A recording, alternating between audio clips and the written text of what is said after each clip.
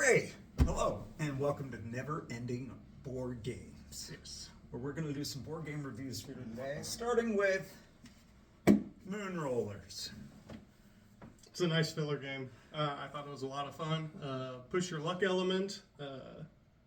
Plays real quick, maybe 20 to 30 minutes. Yeah. Of course, we just played two-player, but it was a good time for me. Yeah, good time for me too. And especially the component quality for a filler game. Mm-hmm.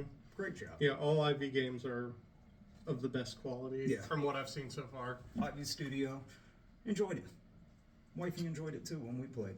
It's a good time. I would give it a 7.5. Yeah, 7.5, especially considering the filler gaminess.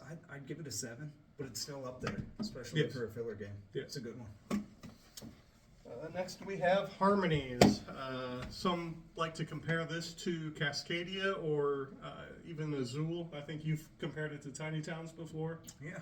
Yeah. A little touch on all three of those. You are building environments, placing animals in the environments, and building an ecosystem. Like I said, very similar to Cascadia, but it's got kind of a drafting element like what you get out of Azul.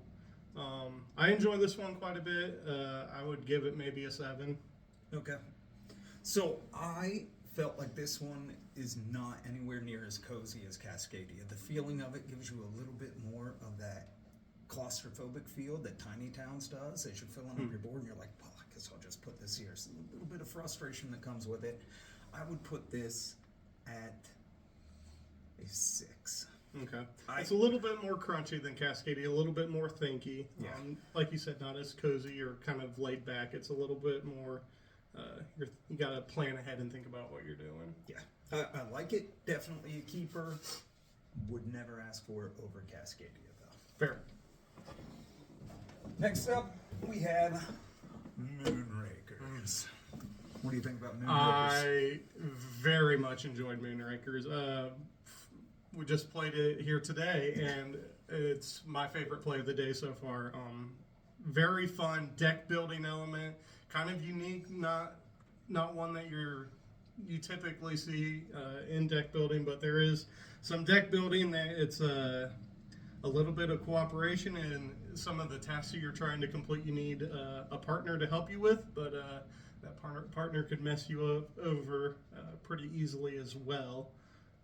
For me, I had a lot of fun with this. One of my more favorite games that I've played this year. I'm going to give it like an 8.2. I'm with you on one of the best games we played this year. Mm-hmm. It was a really, really fun one. One of the things that really blew me away was this is the retail version, not the deluxe version, and the component quality is awesome. You'd swear you bought the deluxe version. Yes, very great components. That's how good IV The boards look pristine in front of you. A nice finish to the cards. They fit the theme well too. Fit the theme well. It was fantastic. Can't recommend this game enough. Some good immersion, some decent theme. I give this an 8.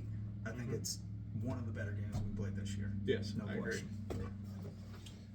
Next up, we have Viticulture. A lot of people have reviewed this game, but we actually just got it to the table here recently. Very fun worker placement game.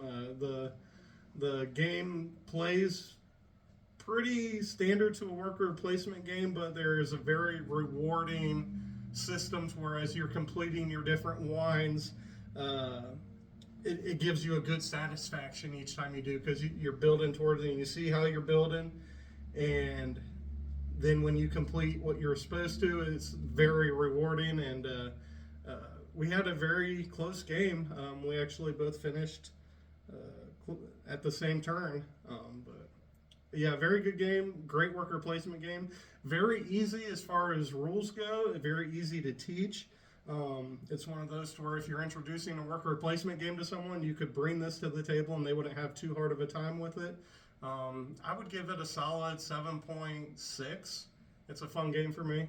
So, I second what you said about it being a good worker placement game. It seems at its heart just to be a good, simple worker placement game, but with all the strategy you can get into with the variety from the summer and winter cards, as well as the simplicity of the turns. Like when you see this game structure, it's easy for anybody to catch on. You just got to understand the crush pads and the vines, the vineyards.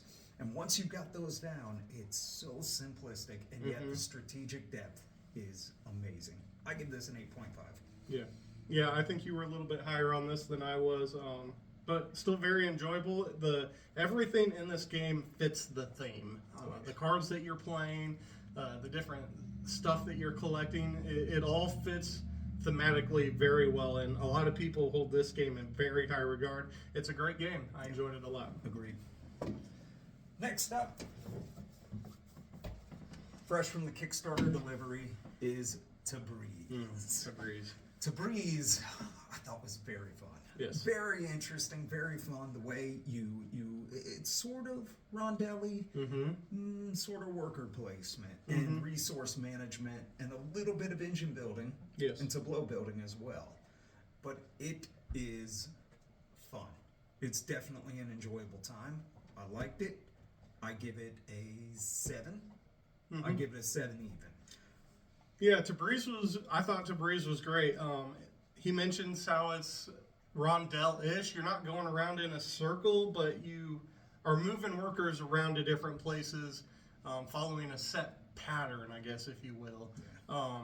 So you're not going in a circle, but you're kind of restricted to where you can go, but you see the path that you need to take to get your stuff done. You're making rugs in this game, if I remember right.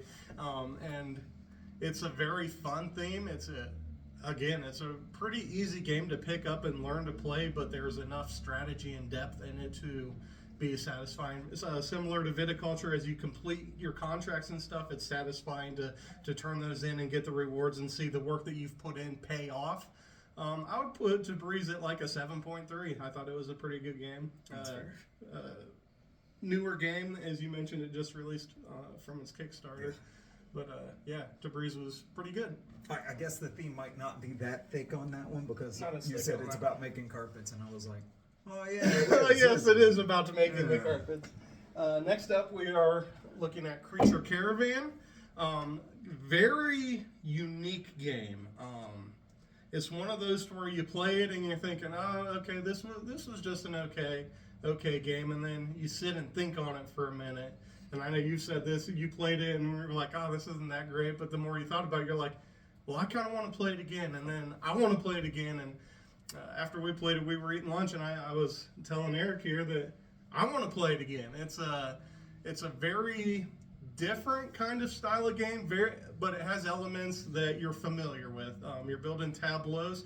I guess the game that I would compare it most to might be Everdell, as far as to where you're building a tableau, and that tableau is allowing you to do certain stuff later on in the game, and you see earlier actions start to build and pay off as the game goes. But it's a pretty not super thinky, but it's got some it's a heavier game than I would say Tabriz is. But there is not a lot of player interaction in this game. It is almost like you're playing a solo game by yourself across from a guy playing the same solo game at the same time. That being said, it's a fun game, and it's one that, as you reflect on it, you want to play it more and more. I would give this 7.4. Okay. Yeah, I find it very interesting. Component quality is nothing to write home about. This is the retail version of it. But yeah, it's got that strange feel. There is basically no player interaction whatsoever. You're almost playing this game completely by yourself. You're just at the same table as the other person, matching up when you finish up turns so you can go into the next round. But there's still that something about it that sticks in your brain to the point where you're like, hey, do you want to play Creature Caravan? No. I'm like, well, I'll just go play solo then, because I want to play. It's essentially the same experience. But I want to play. But yeah, it just kind of sticks in there to the point. It does have that cozy feel.